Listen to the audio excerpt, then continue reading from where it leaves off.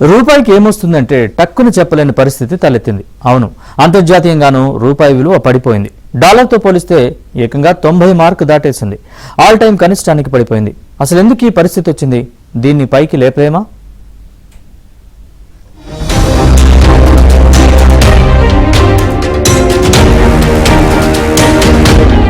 అంతర్జాతీయ విపణిలో దేశీయ కరెన్సీ రూపాయి విలువ దారుణంగా పతనమైంది.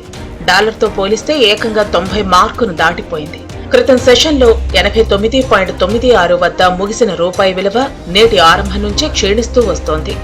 ఒక దశలో ఏకంగా 90.14 దగ్గర ఆల్ టైం కనిష్టాన్ని తాకింది. దిగుమతిదారుల నుంచి డాలర్కు అధిక గిరాకీ, షార్ట్ కవరింగ్ కొనసాగడం లాంటివి రూపాయి క్షీణతకు కారణమయ్యాయి.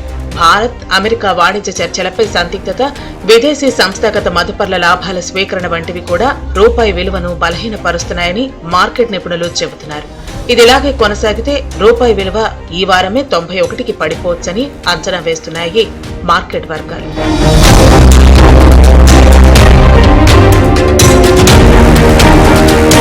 అమెరికాతో ప్రధాన వాణిజ్య ఒప్పందాన్ని ఖరారు చేయడంలో జరిగిన జాప్యం వల్ల భారత రూపాయి విలువ తీవ్రంగా పడిపోయింది.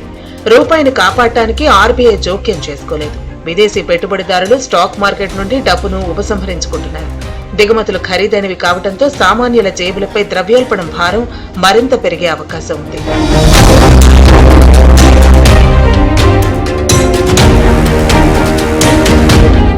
పెద్ద కంపెనీలు, దిగుమతిదారులు, విదేశీ పెట్టుబడిదారులు పెద్ద మొత్తంలో డాలర్లను కొనుగోలు చేస్తున్నారని, అందుకే రూపాయి నిరంతరం బలహీనపడుతోందని విదేశీ మారకద్రవ్య వ్యాపారులు చెప్పారు. ముడి చమురు ధరలు ఆకాశాన్ని అంటుతున్నాయి. ఇది పెట్టుబడిదారుల సెంటిమెంట్ ను మరింత దిగజారుస్తోంది. అంటే డాలర్కు డిమాండ్ మరింతగా పెరుగుతోంది. పెట్రోల్ మరియు డీజిల్ ధరలు పెరుగుతాయని భయాలు కూడా పెరిగాయి. ఇది మన జేబుకు చిల్లు పెట్టే ఛాన్స్ ఉంది.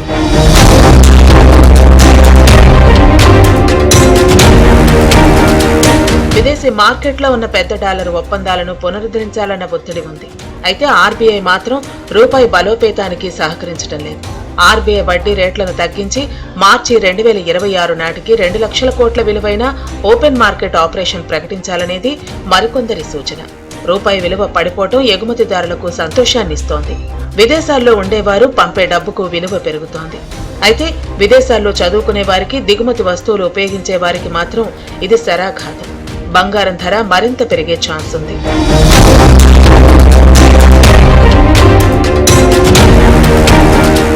పదేళ్ల కిందట ఎవరైనా ఎన్ఆర్ఐ ఇండియాకి $1,00,000 పంపించారని అనుకుంటే అప్పటి రేటు ప్రకారం 65,000 వచ్చేవి. అంటే అమెరికాలో పనిచేసేవారు ఏడాదికి $1,00,000 పంపిస్తే వారికి 25 లక్షల అధిక లాభం వచ్చినట్లు లెక్క.